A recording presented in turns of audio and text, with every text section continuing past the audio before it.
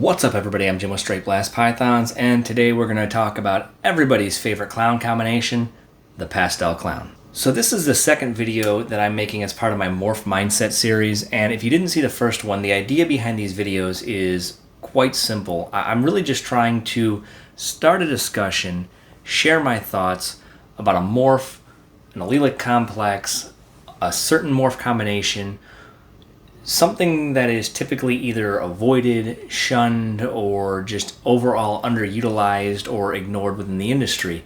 And part of the reason I'm doing this is I think a lot of people get turned away from certain projects because they get sucked into that groupthink mentality and that mob mentality. And that's the case with this one, with talking about pastel clowns, in my opinion. Overall, I'm just trying to start a conversation. I'm trying to get people thinking, trying to get people talking, maybe about a different way they can take their collection, a different thought on, how they could breed their animals, because we're all kind of chasing the same stuff.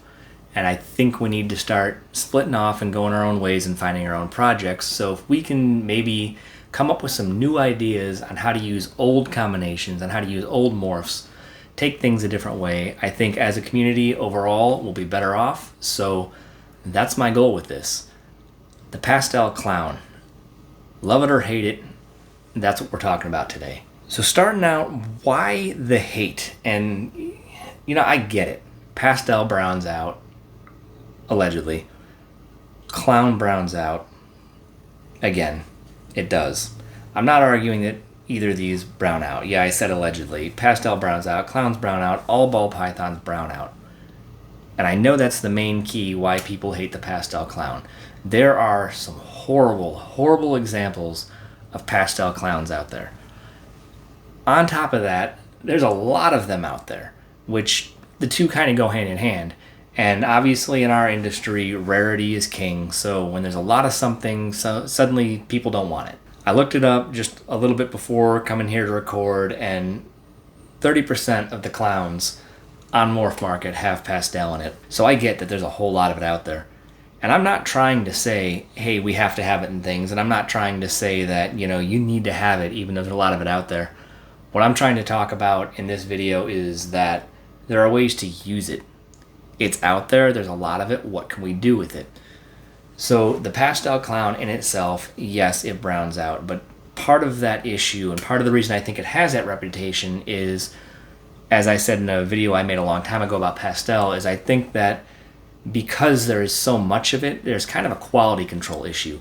If you look at things on like a bell curve where you've got your average in the middle, you're going to have naturally half of it above average, half of it below average. And when you have such an excessive amount of pastel out there, and pastel clowns in this example, you are going to have an excessive amount of below average examples. So a lot of people, their experience with the pastel clowns has been low average examples. And our single gene pastel clown that we have here, which we do have only one that's a single gene, and you've probably already seen her in the B-roll of this film, is not an extremely amazing example, but is an above average example in my opinion. She is sitting around the 1,000-gram mark, and she's holding her colors really, really well. That said, I've seen some that you can't even tell are pastel. But I don't think that we should shun a gene just because the bad examples are bad. It kind of defeats the purpose. There's a lot of other morphs out there that, have combinations that you can barely even tell that they're in there on a bad example, or in other ways hinder a project. But in the case of pastel, I think we truly are dealing with a quality issue because of quantity. If that makes any sense to anybody other than myself, but it's how my brain works. But I think we need to look at the pastel clown for what it can be, as maybe not a project base, although I do think it can be a very good project base, but how it can be a cornerstone to a lot of other projects. The pastel in general, but the pastel clown pairs well with a lot of other combos. There's a lot of other single genes you can add in there. The acid confusion stuff, for example, that stuff was made for pastel. You do a pastel confusion clown, and now you have an awesome animal. And yeah, some people might say, well, it's a confusion clown, but it's still a pastel clown. Or if you want something more simple than that, just adding yellow belly or fire, one of these brightening genes that pretty much negates all the browning and you get all the benefits of the pastel without the browning. Simple combos. It's really, really easy to fix what most people complain about the pastel clown. I think that for somebody, who's trying to get started, and I think that this is really where this goes to, because a lot of people getting in are trying to get animals, recessive animals, but they're being told to avoid the pastel clowns, and I think that that's a mistake. I think you can do a lot with the animal, and they're really easy to come by. Pastel works really well in combos. That still holds true when you mix it in clown. Now let's focus on where the industry is going, and where I'm saying I don't think everybody should be chasing. People are still going to chase, and even when you're not chasing a direct project, right now the industry is leading to double recessive. The single recessive days are honestly pretty much numbered, regardless of how you feel about that. Pastel works well with a lot of the other common recessives. People don't like it in clown because it browns out, but pastel works great in desert ghost. It works great in hypo. It works great with xanthic. And clown, as we all know, is the most common or the most popular recessive gene out there. So if we're chasing double recessives, we're going down that route. And pastel clowns are easy to come by. Pastel clowns are, in my opinion, not bad looking, and I'll go into that in a minute. But it gives you an animal that's easy to acquire, easy to get into projects, easy to start these double and triple recessive projects with, that's relatively simple. Okay, you don't want an animal that browns out. That's fine. We're all shooting to make those animals that look amazing as adults. So why don't you make a pastel DG clown or a pastel hypo clown? They're going to hold those colors. A pastel xanthic clown, pastel just boosts xanthic. These are all ways that you can take that project and future-proof it. These are all ways that you can take that animal that I know a lot of people, myself included, like the way that pastel clowns look. And this is a way to negate it while still pushing in the direction that the industry is going, still being able to move with the industry with an older combination. Now, maybe I'm just kind of rambling in thoughts here, but personally, I really like what pastel does to the head stamp on a clown. And I know that there's some people that feel otherwise, but we all have our own opinions. And that's one of the amazing things about ball pythons is there's something for everybody. And right now I'm just trying to explore how can we make the pastel clown, or I should say how the pastel clown is still relevant and why we shouldn't be running away from it. I think the best way to utilize pastel clowns are as a project base, especially into these multi-recessive projects. You could literally get into all three of those other recessives that I just mentioned, so hypo, DG, and xanthic, with pastel clowns, and you could run 3 double recessive projects purely based off pastel clowns, and you're going to make amazing animals because they negate what everybody complains about. Not all combos are perfect, but all combos have their place.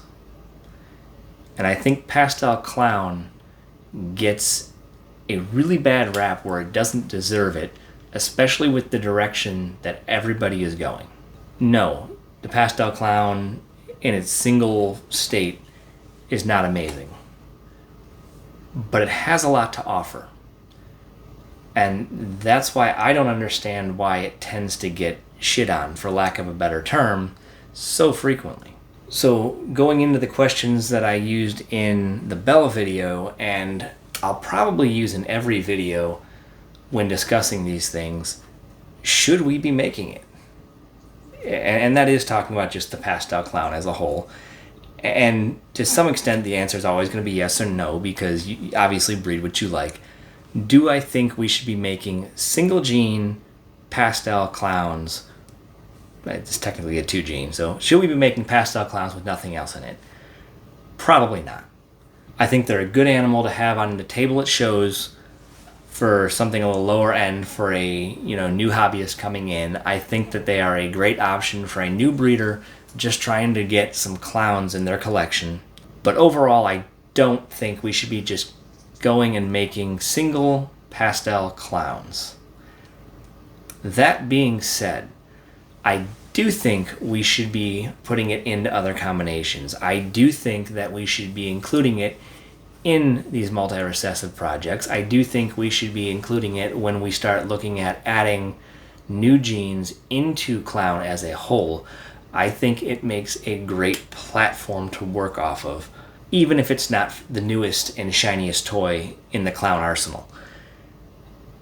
I think we get wrapped up too much in what is the newest thing instead of looking at what can we do with something that's been around for a while. There are so many morphs out there that I think we limit ourselves. And so from my perspective with the Pastel Clown, it's actually a project that I plan to work. And no, I'm not saying that just because I have a ton of pastel on my clown. I have some. I have 2 visual pastel clowns and I have 2 hets. But I'm saying it because I actually like the way pastel clowns look and I want to see where I can go with it. I've seen some really interesting clown combinations that are clean and age well with the pastel. And so I'm personally going to see what I can do with it. But at the same time, I'm pushing Hypo Clown. I'm pushing Xanthic Clown.